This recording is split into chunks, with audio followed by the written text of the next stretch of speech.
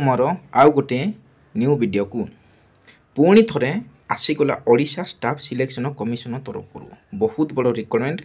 तेणु वीडियो को शेष पर्यटन देखो, वीडियो को स्किप करूँ ना।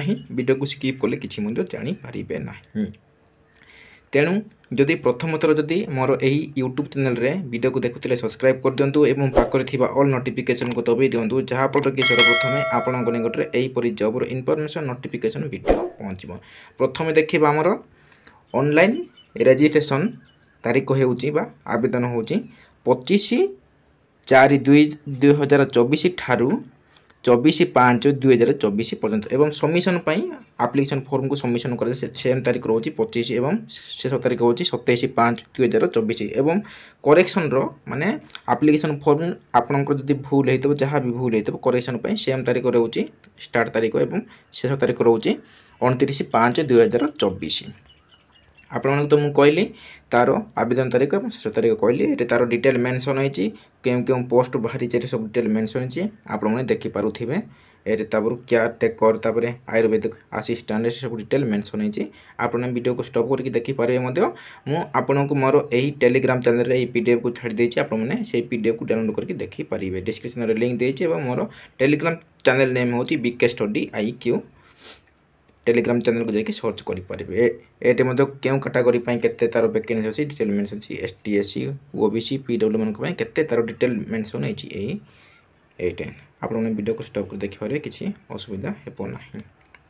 ये सब डिटेल मेंशन होती तार कौन कौन सब डिटेल मेंशन होती केयर टेकर रो कौन तापर आयुर्वेदिक रो कौन डिटेल मेंशन होती। नेक्स्ट देखिए आमर इलिजिबिलिटी क्राइटेरिया आपने भारतीय नागरिक होइतिबा दरकार एवं भल गुण थिबा दरकार एवं जेकोसी ओडिया सब्जेक्ट रे पास करथिबा दरकार। एटा ही मोस्ट इम्पोर्टेंट।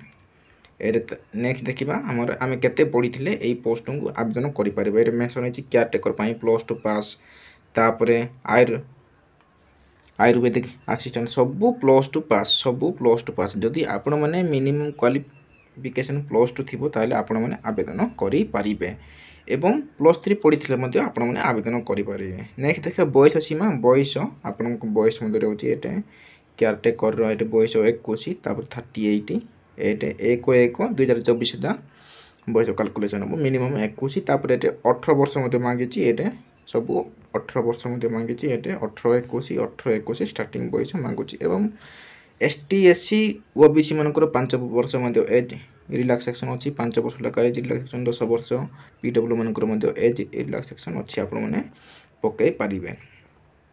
नेक्स्ट देखिए ये प्लान ऑफ द एग्जामिनेशन माने प्रथम एग्जाम हे प्रिलिमिनरी एग्जाम हम तापर 150 मार्क तार सिलेबस देछि। सिलेबस प्राय सेम रोची MCQ बेस रे हेबो नेगेटिव मार्किंग अच्छी 0.25 तापर सेकेंड हम मेन रिटन एग्जाम हेबो टेक्निकल पेपर ये सब मेंशन होती डॉक्यूमेंट वेरिफिकेशन हम बा सर्टिफिकेट वेरिफिकेशन हम जहाँ भी आपण मैंने आवेदन करेंगे जहाँ भी डॉक्यूमेंट देते सेटा ही वेरिफिकेशन देखिए ठीक अच्छे कि भूल अच्छी सेटा ही देखिए आ कि देखिपारे ना। तेणु जदि आपणकर आधार कार्ड कि जहाँ भी जब भूल होता आप करेक्शन करूँ एवं तापर आवेदन करूँ कहीं जिते आप डॉक्यूमेंट वेरिफिकेशन करेंगे से समय रिजेक्ट करेंगे प्राय लोक मैंने रिजेक्ट होती। तेणु आपने करेक्शन करूँ।